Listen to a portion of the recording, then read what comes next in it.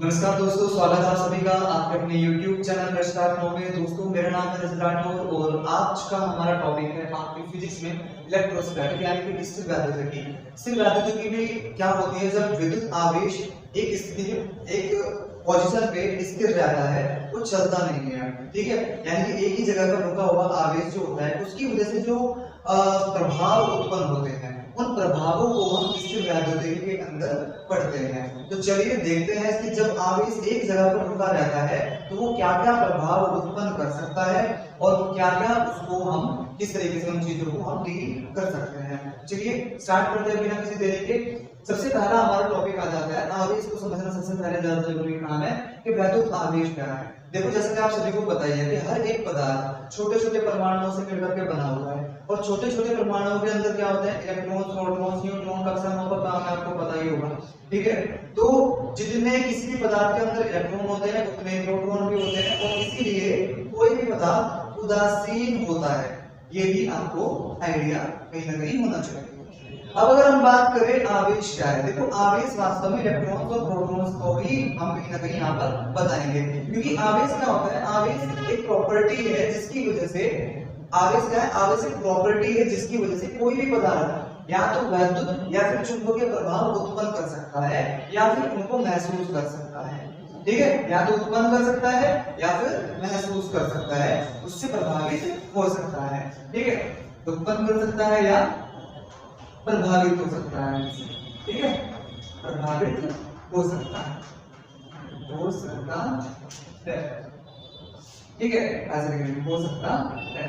चलो अब बात कर लेते हैं, यानी कि किसी भी पदार्थ में इलेक्ट्रॉन और प्रोटॉन जो होते हैं ना, उन्हीं की वजह से ये गुण क्रिएट होता है। हर एक पदार्थ में इलेक्ट्रॉन और प्रोटॉन है, उसी की वजह से वैद्युत आवेश आता है। अब वैद्युत आवेश का जो कहीं ना कहीं विचार है, कहां से आया, थेल्स नाम के वैज्ञानिक ने इसको लेकर के आया। क्या किया, ये सब जो कि दैनिक जीवन में हमारे पास घटनाएं हमें मिल रही थी, जैसे कि मान लो बालों से जो है, आपको भी आएगी तो घटनाएं याद है, बालों से अंदर रगड़ो तो कागज के कुछ टुकड़ों को अपनी तरफ खींच लेता है, ठीक है।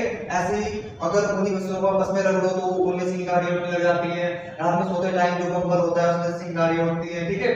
तो अगर हाथ लगा हुआ है, ठीक है, तो इसलिए जो प्रभाव देखने को मिल रहे थे उनको डिस्क्राइब करने के लिए इन्होंने इसको आवेश नाम दिया था कि भाई ये आवेश है, ठीक है। आगे जाकर के बहुत सारी चीजें हुई, जैसे कि आपने पढ़ाई किया 11वीं क्लास में स्ट्रक्चर ऑफ एटम में थॉमसन ने, रदरफोर्ड ने और बहुत सारे वैज्ञानिकों ने आकर के जो है परमाणु की संरचना के बारे में बताया और हम जान पाए कि उसके अंदर इलेक्ट्रॉन्स होते हैं जो कि स्थानांतरित हो सकते हैं एक पदार्थ के ऊपर से दूसरे पदार्थ के ऊपर। तो यानी कि आवेश को कैसे हम समझ सकते हैं, मान लो कोई दो पदार्थ है, ठीक है, और दो पदार्थों को आपस में रगड़ा जा रहा है, तो होगा क्या, इसके पास भी इलेक्ट्रॉन्स है, इसके पास भी इलेक्ट्रॉन्स है, और अगर इन दोनों पदार्थों में से इलेक्ट्रॉन देने की टेंडेंसी इसकी ज्यादा है तो क्या होगा, ये इलेक्ट्रॉन अपने इसके ऊपर डोनेट कर देगा, जहां पर क्योंकि इनको रगड़ रहे हैं तो उस वाली स्थिति से इसके इलेक्ट्रॉन निकल के इसके ऊपर आ जाएंगे, क्योंकि इलेक्ट्रॉन इसके ऊपर आया तो इसके ऊपर क्या हो जाएगा भाई, माइनस चार्ज हो जाएगा। इसके ऊपर से इलेक्ट्रॉन जा चुके हैं, इसके ऊपर क्या चार्ज आ जाएगा, प्लस चार्ज आ जाएगा। तो इस तरीके से आवेश क्रिएट हो जाता है। एक बात का और ध्यान रखिए, मान लो दो ऑब्जेक्ट को हम आपस में रगड़ करके आवेशित कर रहे हैं, तो अगर इसके ऊपर प्लस का फिलहाल में अगर दो प्लस लिखा है, यानी दो इलेक्ट्रॉन निकल के गए हैं और दो इसके ऊपर माइनस कितना होंगे, दो ही तो माइनस होंगे, यानी कि जितना प्लस चार्ज इधर आएगा उतना ही माइनस चार्ज इधर आएगा, ठीक है। तो ये वीडियो कहीं ना कहीं इसे आपको क्लियर हो जाना चाहिए।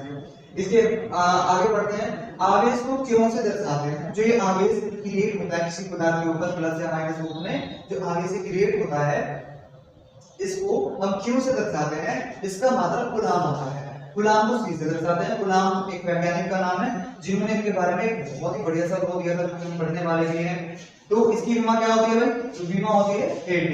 विमा कैसे डिस्क्राइब करेंगे भाई, उस वाले बोर्ड में जो कि 10वीं क्लास में आप पढ़ चुके हैं, क्यों बराबर IT से, ठीक है। आई यानी कि एम्पियर, एक आ जाएगा टाइम की टी होती है, तो दोनों को मिलकर के विमा क्या होगी, AD। तो क्या की विमा क्या हो जाती है भाई, AD, ठीक है। एक और इसकी जो मात्रा का वो भी ध्यान रखिए, एक कूलाम बराबर होता है 3 × 10⁹ स्टेट कूलाम। स्टेट कूलाम भी आवेश का एक मात्रक है जो कि बहुत छोटा मात्रक है। इसके बाद एफ कूलाम भी इसी का एक मात्रक है और एक एफ कूलाम बराबर 10 कूलाम मात्रक है, या फिर मैं कह सकता हूं 1 कूलाम बराबर 1/10 एफ कूलाम है। क्लियर है। चलिए नेक्स्ट चलते हैं। आवेशों के गुण, यानी कि जो आवेश एक प्रॉपर्टी है मैटर की, जिसकी वजह से वो चुंबकीय और वैद्युतीय प्रभाव, क्योंकि अब इसके ऊपर आवेश आ गया, यहाँ पे ध्यान देंगे, इसके ऊपर क्या होगा, आवेश आ गया। जैसे ही आवेश आया इसके ऊपर, तो अब ये क्या कर सकता है, जो नेगेटिवली चार्ज होगा उनको अपनी तरफ खींच सकता है, और जो पॉजिटिवली चार्ज होगा उनको दूर बढ़ा सकता है। तो यानी कि चुंबकीय प्रभाव उत्पन्न कर रहा है, ठीक है, जब कोई पदार्थ आवेशित हो जाता है।